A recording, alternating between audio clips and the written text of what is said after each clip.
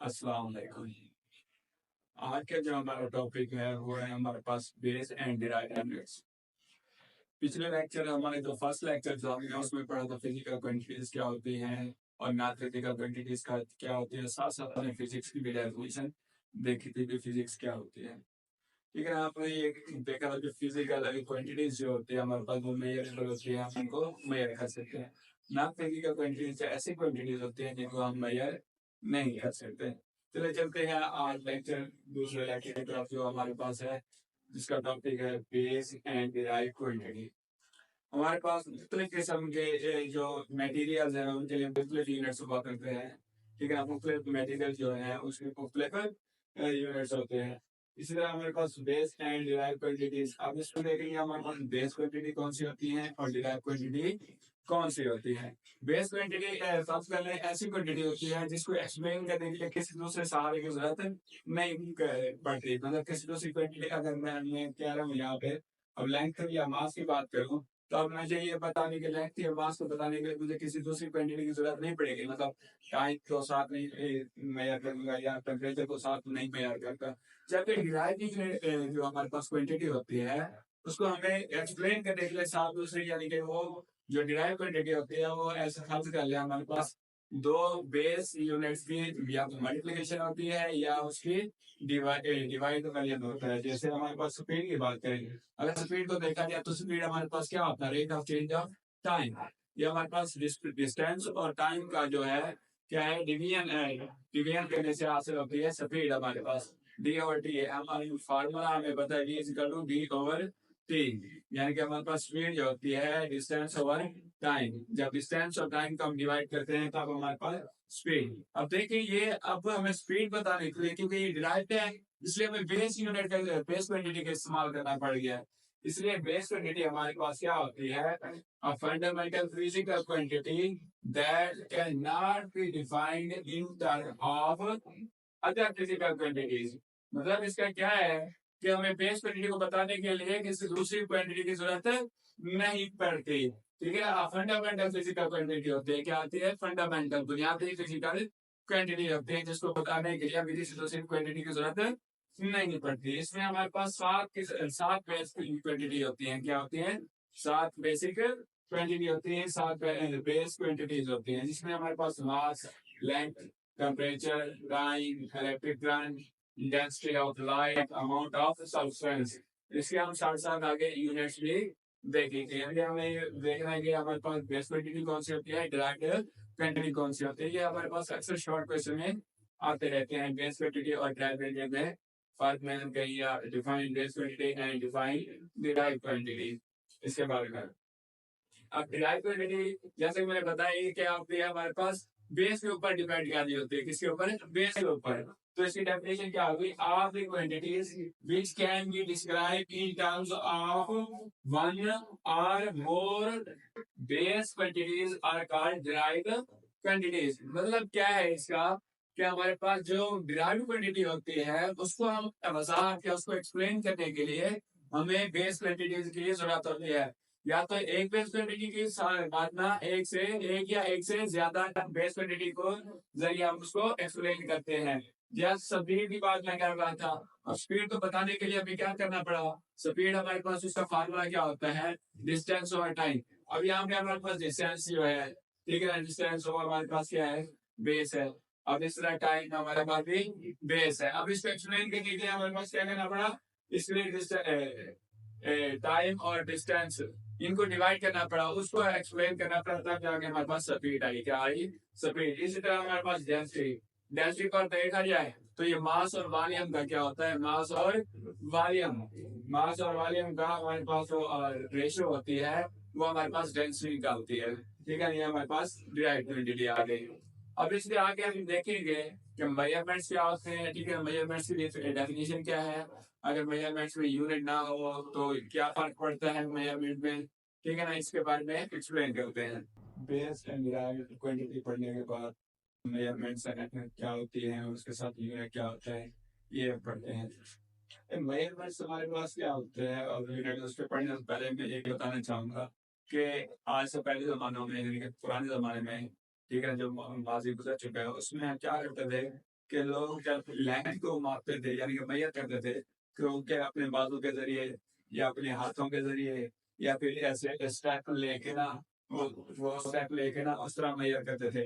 अब जब एक आदमी एक मेजर करता था वो अपनी एक मेजरमेंट ले लेता था भी ये इसका इतने लेंथ आ रही है। जब कोई दूसरा आदमी उसी तरह मेजर करता, तीसरा आदमी मेजर करता, तो इन तीनों के रिजल्ट में ना सेम नहीं आते थे, तीनों के रिजल्ट क्या आते थे डिफरेंट। उसकी वजह क्या थी? हर किसी के हाथ का साइज डिफरेंट था, हर किसी के चलने का यानी कि जो स्टेप लेने का वो डिफरेंट था। इसलिए अब डिफरेंट पीपल जब डिफरेंट मेजर ले लेते हैं उसी लेंथ की, यानी कि अब मैं इस दीवार की बात कर रहा हूँ। अब दीवार की इसी अगर मैं लेंथ लूंगा अपने यानी कि हाथों से, तो मेरे हाथ मतलब 22 हाथ या 8 हाथ आएंगे, ठीक है ना? ऐसे समय की बात करें। कब जो दूसरा जो लेगा इसकी लेंथ उसके क्या आएंगे, उसके अगर हाथ छोटे होंगे तो उसके ज्यादा हाथ आएंगे इस पे, ठीक है ना? किसी और तीसरे पति कर ले, इस तरह वो क्या आएगा, लेंथ की डिफरेंट आएगी। उसका क्या था, साइज डिफरेंट होने की वजह से लेंथ डिफरेंट आती थी और इसकी वजह से कंफ्यूजन होती थी। इसकी लेंथ या कोई चीज मेजर करने में काफी कंफ्यूजन होती थी। इसके लिए उन्होंने क्या किया भाई, एक हमारे पास कोई स्टैंडर्ड यूनिट हो, स्टैंडर्ड, ठीक है ना? स्टैंडर्ड मेजरमेंट का एक तरीका हो जिसे हमें सारे जो चाहे एक आदमी मेजर करे फिर उसे दूसरा मेजर करे तीसरा, मतलब उसकी वैल्यू चेंज ना हो, वैल्यू सेम की सेम रहे। जैसे हम मेजरमेंट देखते हैं तो मेजरमेंट की डेफिनेशन क्या है, उसके बाद हम देखते हैं भी यूनिट की डेफिनेशन क्या है, ठीक है? हम देखते हैं। अच्छा, measurement, a process of comparison of an unknown quantity with a widely accepted standard quantity is called measurement.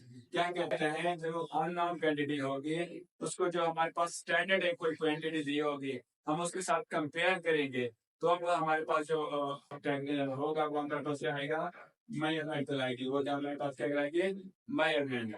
Process ऐसा हमारे जिसमें हम किसी अननोन जिसका हमें मालूम ही ना हो क्वांटिटी का उसको हम मवाजना करें जो हमारे पास स्टैंडर्ड दी गई हो क्वांटिटी, यानी कि जो हमारे पास मवाजने के तौर पर ऑलरेडी मौजूद हो, किसी ने स्टैंडर्ड कर दिया जैसे, ठीक है?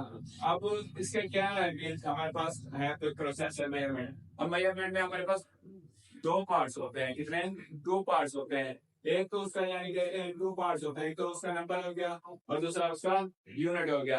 अगर हमारे पास नंबर है और उसका यूनिट नहीं है तो मेजरमेंट हमारी मीनिंग क्लास है, मतलब उस मेजरमेंट का कोई फायदा ही नहीं है, ठीक है ना? वो फालतू है ऐसे। अब measurement without unit is meaningless. अब मैं बात कर रहा हूँ, अब मैं यानी कि चीनी, जब आप जाते हैं चीनी या कोई चीज मतलब लेने मास ग्राम तो वजन वेट जब करते हैं तो आप कहेंगे यार चीनी 5 चीनी दे दो या 6 चीनी दे दो, क्या 6 चीनी दे दो? जब आप कहेंगे 6 किलोग्राम या 60 ग्राम या 70 ग्राम या 5 किलोग्राम, इस तरह अगर आप कहेंगे तब उसे वादे होगा ये क्या कह रहा है भाई, ग्राम में लेनी है किलोग्राम में लेनी है, किस तरह का सिर्फ 5 का क्या मतलब, 5 क्या किलो में चाहिए, ग्राम में चाहिए, 5 बोरियां चाहिए, क्या चाहिए, ठीक है ना? इस तरह या 5 मन चाहिए, इस तरह। अगर ये यूनिट ना हो तो क्या हो भैया, मैडम हमारी आगे मीनिंगलेस हो गई। अब देखते हैं यूनिट की डेफिनेशन क्या है हमारे पास। यूनिट हमारे पास होता है a standard amount used to measure the magnitude of a physical quantity। हमारे पास क्या होता है, स्टैंडर्ड क्वांटिटी। स्टैंडर्ड क्या होती है, अमाउंट होती है किसी भी क्वांटिटी की मैग्नीट्यूड मेजर करने के लिए, वो हमारे पास क्या रहता है, यूनिट का रहता है। अब यूनिट हमारे पास मुख्तलिफ किस्म के यूनिट है, ग्राम या हमारे पास वेट वगैरह जो मेजर करते हैं उसके ग्राम। इस तरह हमारे पास सेकंड हो गया, हमारे पास क्या है यूनिट है, इसके आपका सही यूनिट है वक्त का हमारे पास, ठीक है? इनमें और मुख्तलिफ इसके यूनिट है। अब हमारे पास यूनिट की दो एग्जाम है यहाँ पे, एक तो हमारे पास बेस हो गई और दूसरे हमारे पास डिराइव्ड यूनिट्स हो गए। बेस यूनिट और डिराइव्ड यूनिट्स हमारे दो टाइप्स होते हैं, एक बेस यूनिट और दूसरा डिराइव्ड यूनिट। अब बेस यूनिट की डेफिनेशन क्या है? बेस यूनिट हमारे पास क्या होता है, the unit of a base quantity is called base unit.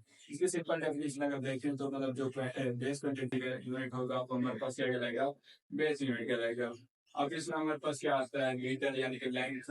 Length हमारे पास क्या है, बेस है, उसका अगर बेस क्वांटिटी है तो उसका अगर यूनिट देखा जाए तो हमारे पास क्या आता है, मीटर होता है। इसी तरह हमारे पास टाइम, टाइम का यूनिट क्या होता है, यानी कि वक्त का, वो हमारे पास सेकंड है, उसका हमारे पास सेकंड है, ठीक है ना? इस तरह हमारे पास बहुत सारी चीजें हैं। अब इसके डिराइव यूनिट बात की जाए, डिराइव यूनिट हमारे पास क्या होता है? The unit of derived quantity is called derive unit. मतलब हमारे पास डिराइव यूनिट्स कौन से होते हैं? जो डिराइव क्वांटिटी से हमारे पास होते हैं, डिराइव क्वांटिटी के जो यूनिट होते हैं वो हमारे पास क्या कहलाते हैं? डिराइव यूनिट कहलाते हैं। सिंपल सी डेफिनेशन है। इसमें हमारे पास मीटर पर सेकेंड, ठीक है ना? ये क्या है? मीटर पर सेकेंड। हमारे पास ये स्पीड का यूनिट है, मीटर पर सेकेंड। देखिए आप, हमारे पास क्या है? ये दो यूनिट्स का क्या है? कम्बिनेशन है। अब हमारे पास कौन है? ये मीटर अलग अगर देखें तो अकेला मीटर क्या है हमारे पास? वो बेस यूनिट है, और सेकंड भी बेस यूनिट है। लेकिन ये दोनों क्या है? स्पीड के यूनिट है, तो इसीलिए हमारे पास क्या गया? Derive unit. तो बेस यूनिट से एक डिराइव यूनिट बना है, वो हमारे पास क्या करता है? Derive unit. ठीक है ना? मीटर पर सेकंड, जैसे मीटर स्क्वायर, न्यूटन हमारे पास पता है, फोर्स का यूनिट आता है हमारे पास। ठीक है, ये अभी हमारे पास डिराइव यूनिट है, और वगैरह वगैरह के भी काफी सारे हैं। इंशाल्लाह मिलते हैं नेक्स्ट लेक्चर में। आज के लिए हमारे पास इतना ही टॉपिक था। आज हमारे लेक्चर में जो हमने पढ़ा है वो हमारे टॉपिक का नाम था base and derived quantity. Base and derived quantity में हमने पढ़ा है कि बेस क्या है, ठीक है, बेस क्वांटिटी कौन सी होती है और डिराइव्ड क्वांटिटी कौन सी होती है, ठीक है, इसके बारे में पढ़ा। और साथ ये देखो कि मेजरमेंट्स की डेफिनेशन क्या होती है, मेजरमेंट क्या है, और साथ साथ मेजरमेंट के साथ उसका भी यूनिट यूनिट की डेफिनेशन क्या है। और यूनिट की डेफिनेशन में हमने देखे, ठीक है ना, साथ में यूनिट्स की टाइप्स भी होती है हमारे पास। जिस तरह क्वांटिटी हमारे पास बेस और डिराइव क्वांटिटी है, इस तरह हमारे पास यूनिट भी बेस और डिराइव यूनिट्स होते हैं। ठीक है, इस आज हम इंशाल्लाह नेक्स्ट लेक्चर में हम पढ़ेंगे। इससे आगे वाला जो टॉपिक होगा उसको कवर करेंगे, सिस्टम इंटरनेशनल वाला, और साथ साथ प्रीफिक्सेस क्या होते हैं, ये सारे इंशाल्लाह